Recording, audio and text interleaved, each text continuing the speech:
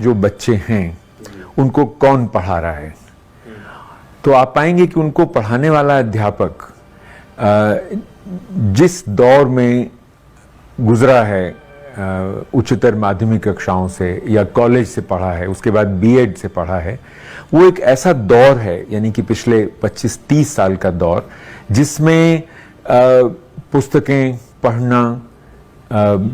इन चीज़ों का महत्व घटता सा गया है। आज बहुत से कॉलेज हैं देश में जिनमें अब पुस्तकालय ही नहीं है, और शिक्षक अगर ऐसे कॉलेज से बीए तक या बीएससी तक पढ़ा है तो आप सोच सकते हैं कि उसने स्वयं पढ़ने की संस्कृति से सीधे सीधे कोई साक्षात्कार नहीं किया अपने जीवन में। बीएड कॉलेजों की स्थिति और भी ज़्यादा खराब है। तो ऐसी स्थिति में आप सोच सकते हैं कि ऐसे अध्यापक जिनका खुद किताब से या सामान्य तौर पर किताब पढ़ने से बहुत वास्ता नहीं रहा, वो हमारे बच्चों के सामने कोई ऐसी नज़ीर नहीं रख सकते हैं कि बच्चों को लगे कि हाँ सर इस समय पढ़ रहे हैं, अभी हम उनको डिस्टर्ब ना करें, या वो पढ़ते हुए स्कूल में दिखें या घर पे पढ़ते हुए दिखें। ये स्थिति आज नहीं है। तो जब आप बच्चों की बात करते हैं तो उसका एक बड़ा आशय ये होता है कि क्या हम बच्चों को आज एक ऐसे परिवेश में रख पा रहे हैं जिस परिवेश में पढ़ना एक सामान्य चीज माना जाता है, या जिस परिवेश में किताबें लोग इसलिए पढ़ते हैं कि उनको पढ़ना अच्छा लगता है, किसी खास उद्देश्य के लिए नहीं कि हमने परीक्षा के लिए 2 किताबें पढ़ ली। तो ये बच्चों से आशय आज एक ऐसी पीढ़ी से है जिसके सामने निश्चित रूप से किताबें, पुस्तकालय, इन चीज़ों का कोई एक अच्छा उदाहरण नहीं है। कम से कम हिंदी भाषी क्षेत्र में एक तरह का वीराना है पुस्तकालय के नाम पर या किताबों के नाम पर। और दूसरी तरफ जिसको आप कहते हैं पढ़ाई, उसका बोलबाला है।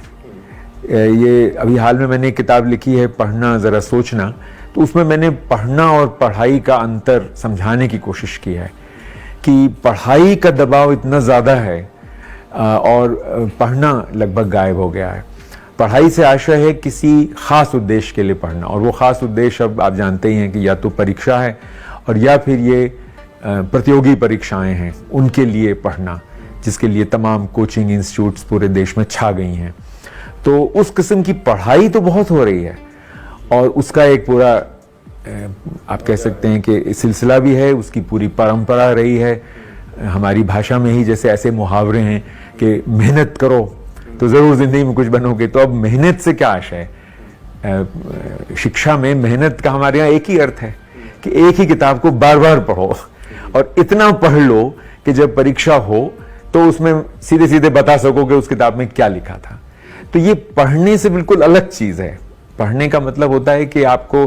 किताबों के संपर्क में रहना अच्छा लगता है, आप किताबें ढूंढ ढूंढ के पढ़ते हैं या आपको मज़ा आता है। तो ये वो संस्कार है जो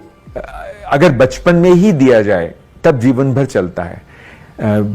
बाद में इसको शुरू कर पाना कठिन होता है। और यही एक बड़ी चुनौती भी है शिक्षा के सामने कि ऐसे अध्यापक जो स्वयं अपने बचपन में या अपनी शिक्षा के दौरान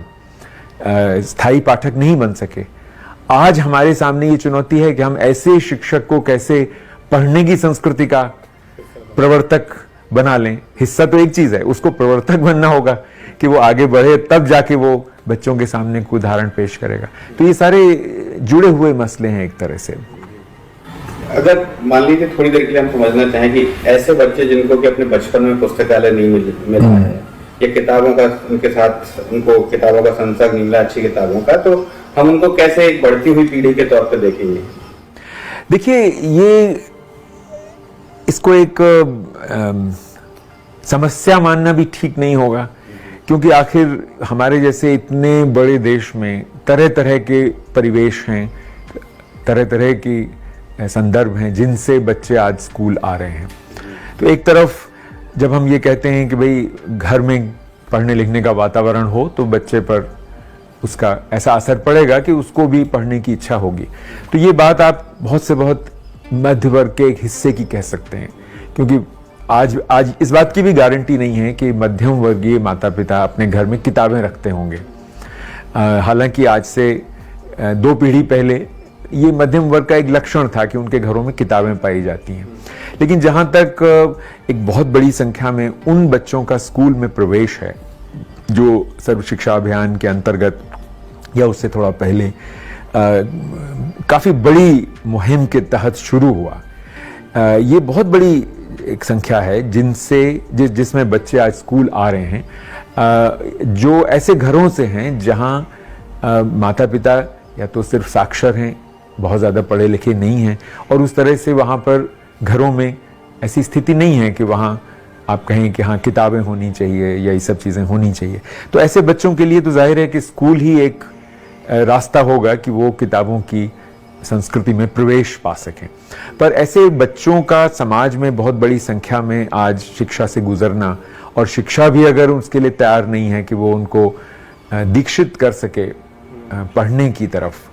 तो निश्चित रूप से ये एक तरह का धोखा है उनके साथ, क्योंकि वो परीक्षाओं के लिए तैयारी तो करेंगे लेकिन वो पाठक नहीं बनेंगे, और उनमें जो एक आंतरिक ऊर्जा पढ़ने से आती है उसका विकास बहुत मुश्किल होगा। और इसलिए अपने खुद के व्यवसाय में, जो भी वो व्यवसाय चुनेंगे या अपने जीवन में, वो एक बड़ी पूंजी से वंचित रह जाएंगे। ये साहित्य की पूंजी है, आप इसको संस्कृति की पूंजी भी कह सकते हैं, और मोटे तौर पर ये भाषा की पूंजी है। जैसे हम और आप जो भाषा बोल रहे हैं, हम इस विषय पर ये विचार क्यों कर पा रहे हैं? इसलिए कर पा रहे हैं कि हमसे 8-10 पीढ़ी पहले से इस तरह के विमर्श का एक सिलसिला रहा है, जिसमें लोगों ने किताबें लिखी, लेख लिखे, निबंध लिखे, चर्चाएं की। तो इस तरह का एक गद्य विकसित हुआ जो लोगों को अपनी बात रखने, एक दूसरे के तर्क सुनने, इस सब के लिए तैयार करता था। तो जिसको आप आज विचार विमर्श का माहौल कहते हैं, वो माहौल दरअसल आता तो साहित्य और साहित्य पढ़ने से ही है। धीरे धीरे उसका विकास होता है, और वो अगर बहुत बड़ी संख्या में हमारे पास ऐसे बच्चे हों जो उस विकास से वंचित रह जाएं, तो आपको कहना पड़ेगा कि हाँ, ये भी एक प्रकार की प्रवंचना है कि आपने उनको शिक्षित तो कर दिया, लेकिन उनको आपने साहित्य की इस बहती हुई धारा के संपर्क में आने से इस कारण रोक दिया कि आपने इतने पैसे